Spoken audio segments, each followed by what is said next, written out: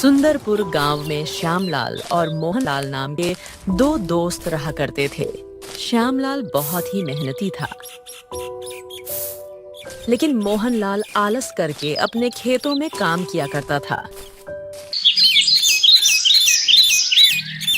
अरे वाह श्यामलाल, मैंने सुना है इस साल तुम्हारी बहुत ही अच्छी फसल हुई है। हाँ काका, इस बार मेरी बहुत अच्छी फसल हुई है।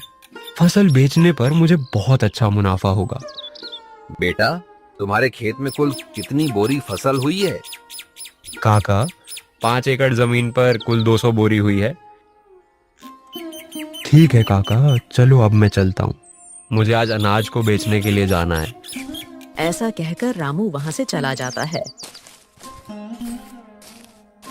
तभी थोड़ी देर बाद मोहनलाल भी वहां से अपने खेतों की ओर जा रहा था। अरे मोहनलाल बेटा, कहाँ जा रहे हो? काका, खेत में फसल की बोरियां हैं। आज सुबह जल्दी जाकर मैंने भर दी थी, अब उन्हीं को लेने जा रहा हूँ। मोहनलाल, तुम्हारे पास भी 5 एकड़ जमीन है ना? तो तुम्हारे खेत में इस बार कितनी फसल की बोरियां हुई हैं? हाँ काका, मेरे पास 5 एकड़ जमीन है और मेरी जमीन पर इस बार एक डर में 20 बोरियां हुई हैं, तो 5 एकड़ की 100 बोरियां हुई हैं। क्यों मोहनलाल बेटा, तुम्हारे खेत में 100 बोरी की फसल ही क्यों हुई है? तुम्हें पता है, तुम्हारा दोस्त जो श्यामलाल है उसके पास भी 5 एकड़ जमीन है। उसकी जमीन पर 200 बोरियों का अनाज हुआ है, जबकि जहां तुम दोनों के खेत हैं उधर के इलाके की जमीन तो एक जैसी है। क्या कहा मेरे दोस्त? श्यामलाल के खेत में इस बार 200 बोरियां की फसल हुई है, लेकिन उसने तो मुझे बताया ही नहीं। अच्छा ठीक है काका, चलो मैं चलता हूँ।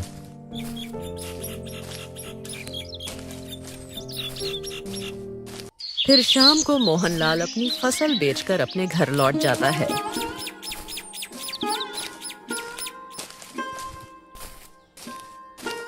घर पहुंचकर मोहनलाल फसल के बारे में सारी बात अपनी पत्नी को बताता है। मुझे पता है आपको ज्यादा बोरियां का नुकसान क्यों हुआ है, क्योंकि आप अपने दोस्तों की तरह मेहनत नहीं करते, इसलिए आपको ज्यादा बोरियों का नुकसान हुआ है। क्योंकि आपका जब मन होता है आप तभी खेत पर जाते हो, और अगर ऐसा ही रहा तो कैसे चलेगा। अरे भाग्यवान, इसमें मेरी भी क्या गलती है? मुझसे जितना होता है मैं वह सब कर लेता हूँ। अब मुझे तुम ही बताओ, मैं इसके अलावा क्या करूँ? आज आप अपनी जमीन को बेच दो और श्यामलाल के पास वाली जमीन को खरीद लो। अगर श्यामलाल की जमीन 5 एकड़ है तो आप भी पूरी 5 एकड़ जमीन को खरीद लो, और श्यामलाल से कहो कि अब हम दोनों पूरे 10 एकड़ जमीन पर एक साथ मिलकर काम करेंगे, और जो भी मुनाफा होगा दोनों बराबर बांट लेंगे। हाँ, तुम यह बात बिल्कुल सही कह रही हो। मैं कल ही श्यामलाल के पास जाकर इस बारे में बात करूंगा, और मुझे जहाँ तक पता है श्यामलाल मेरी इस बात को टालेगा नहीं। फिर अगले दिन सुबह होने पर मोहन अपने दोस्त श्यामलाल के यहाँ जाता है। भाई श्यामलाल, कैसे हो तुम? मोहनलाल, मैं अच्छा हूँ। तुम बताओ, तुम सुबह सुबह यहाँ कैसे आ गए? श्यामलाल, हम और तुम दोनों बचपन के बहुत अच्छे दोस्त हैं, तो मैं सोच रहा था कि मेरी जमीन को मैं बेच दूं और तुम्हारी जमीन के पास ही जमीन खरीद लूं, वह भी तुम्हारी जमीन के बराबर, पूरी 5 एकड़। हाँ हाँ मोहन भाई, खरीद लो। ये तो बहुत ही अच्छी बात है। मुझे भी मेरा एक अच्छा पड़ोसी मिल जाएगा। लेकिन श्यामलाल, अगर तुम्हें एतराज ना हो तो अपन दोनों मिलकर तुम्हारी और मेरी जमीन पर खेती करें, क्योंकि दोनों अलग अलग मेहनत करने से अच्छा है दोनों एक जगह ही मेहनत करें। इससे अपन दोनों को अच्छा मुनाफा भी होगा। हाँ हाँ मोहन भाई, मुझे इस बात से कोई एतराज नहीं है। चलो अपन सेठ मणिराम के यहाँ चलकर जमीन को खरीदने और बेचने की बात करते हैं, क्योंकि मेरे खेत के पास की जमीन सेठ मणिराम की है। फिर दोनों सेठ मणिराम के पास चले जाते हैं।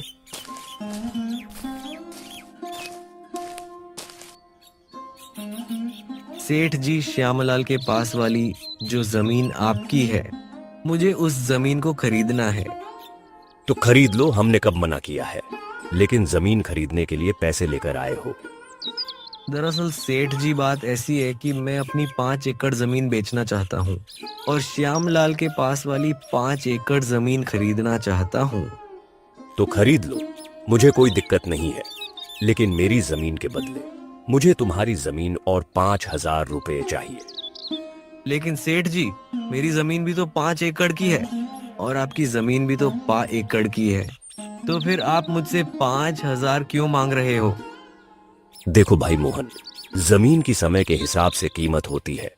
अगर तुम्हें लेनी है तो 5,000 दे दो, वरना कोई बात नहीं। ठीक है सेठ जी, चलो आप 5,000 ले लेना, लेकिन आपकी वह जमीन मुझे दे दो। फिर मोहनलाल सेठ मणिराम से उसकी जमीन खरीद लेता है। फिर ऐसे ही कुछ दिन बीतने के बाद सुनो भाई मोहन, हमें कल से खेतों में हल चलाना होगा, इसलिए कल सुबह तुम तैयार रहना खेत जाने के लिए। अरे यार, हल चलाने में तो बहुत मेहनत लगती है। बैल के साथ साथ पूरे खेत में चलना पड़ता है। मुझे इस काम से बचने के लिए कोई ना कोई बहाना तो बनाना ही पड़ेगा। अरे सुनो भाई श्याम, आज मेरी पत्नी के पिताजी का देहांत हो गया है और मुझे 12 दिन के लिए उनके वहां जाना पड़ेगा, और अगर मैं वहां नहीं गया तो अच्छा नहीं लगेगा। हाँ मोहन भाई, ये बात तो सही है। वह तुम्हारे पिता समान है, तो तुम वहां चले जाना। तुम्हारे हिस्से का काम भी मैं ही कर लूंगा, तुम बेफिक्र होकर चले जाओ।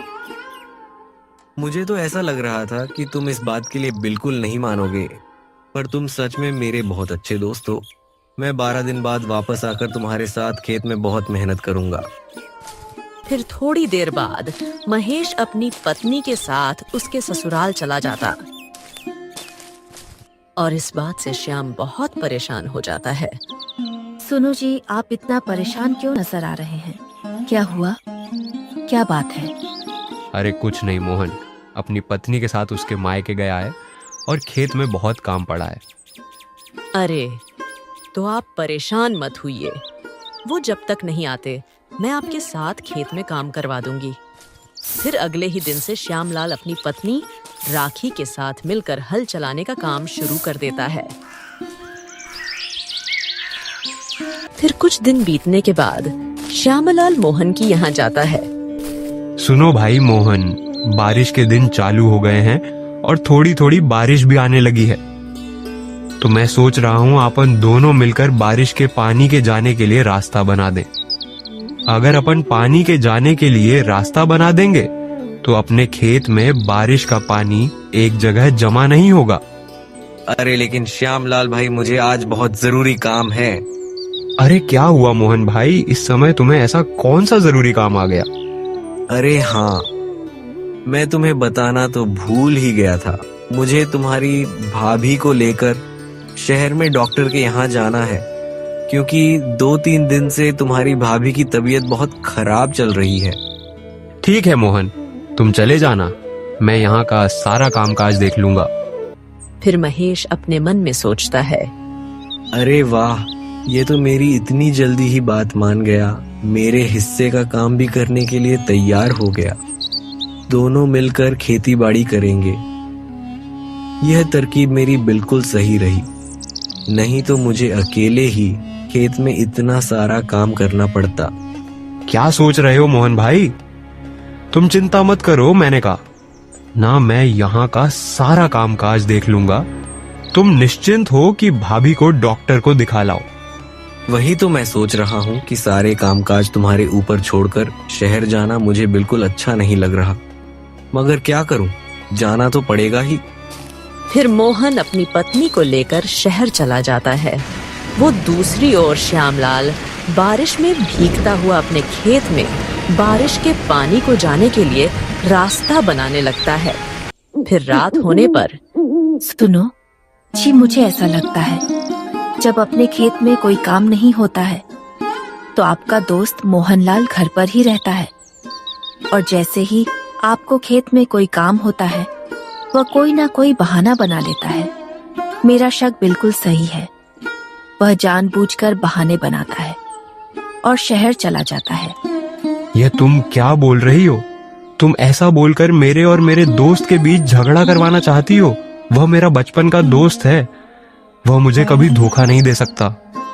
आपको मेरी बातों पर बिल्कुल भी विश्वास नहीं है ना, देख लेना, कुछ ही दिनों में आपको सच का पता चल ही जाएगा।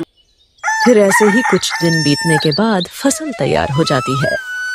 मोहन भाई चलो, आज हमें फसल की कटाई करनी है, क्योंकि आज शाम को ही मुझे मेरी पत्नी के साथ शाली की शादी में जाना है, और आज फसल को नहीं काटा तो कल से फसल खराब होना शुरू हो जाएगी।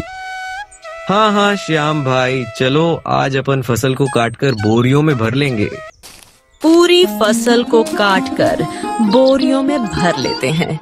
फिर वह दोनों खेत में चले जाते हैं।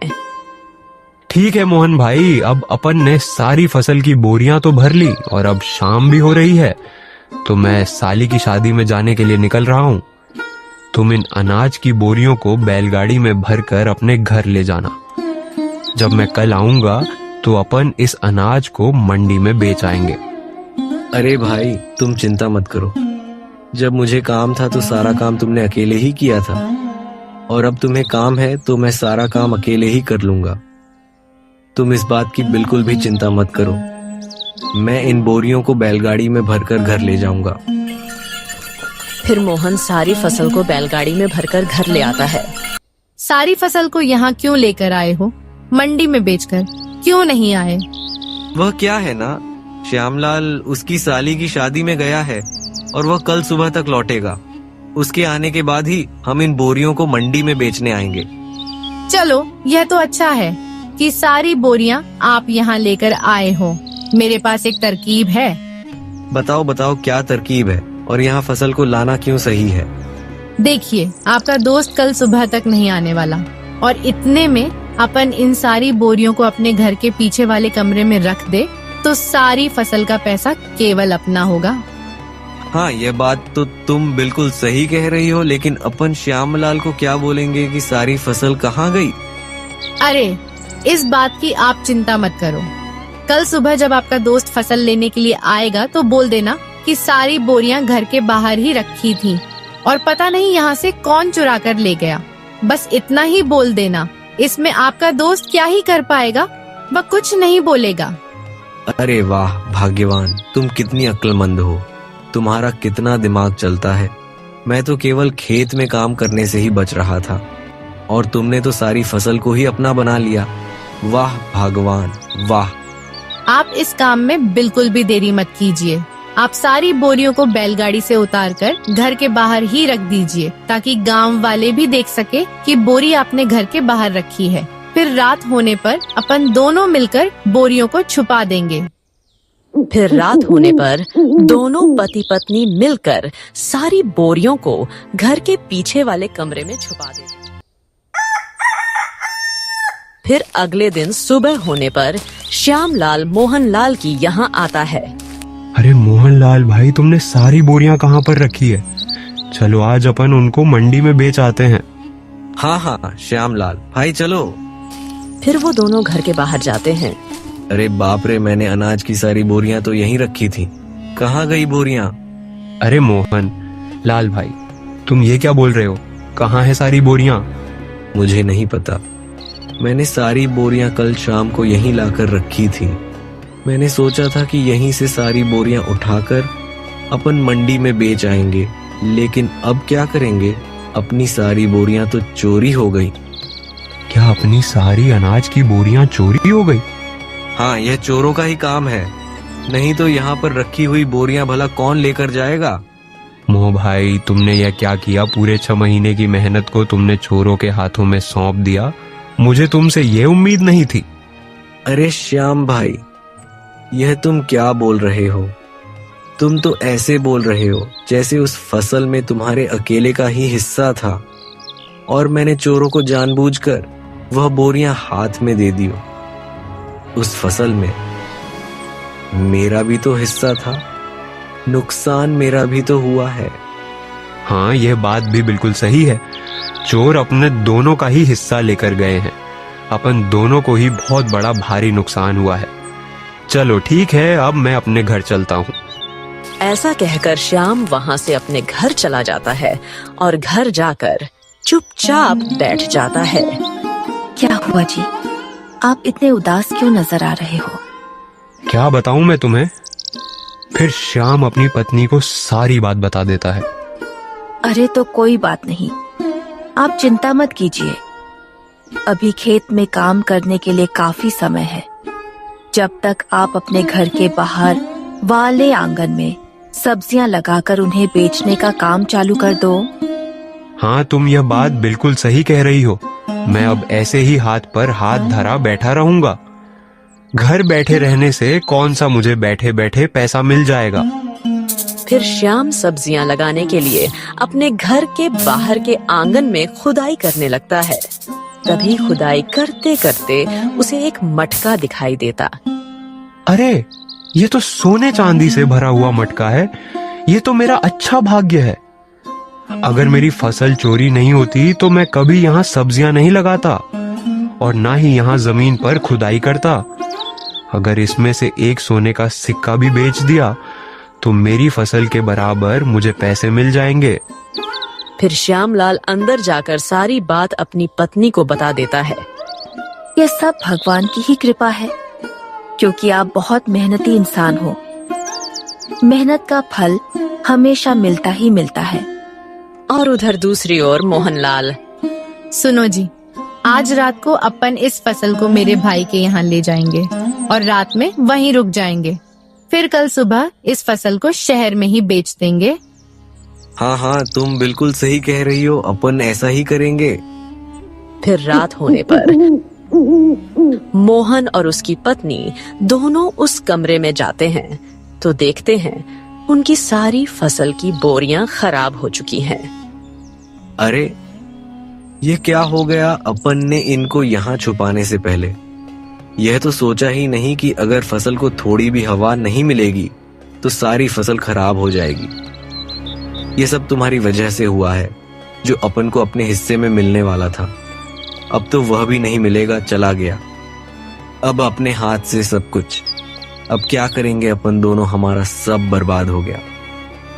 अब तो दोस्तों, हमें इस कहानी से यही सीख मिलती है कि हमें कभी भी किसी के साथ बुरा नहीं करना चाहिए, क्योंकि बुरा करने वालों के साथ बुराई ही होता है। और श्याम बहुत ही मेहनती आदमी था, तो उसे उसकी मेहनत का फल मिल ही गया।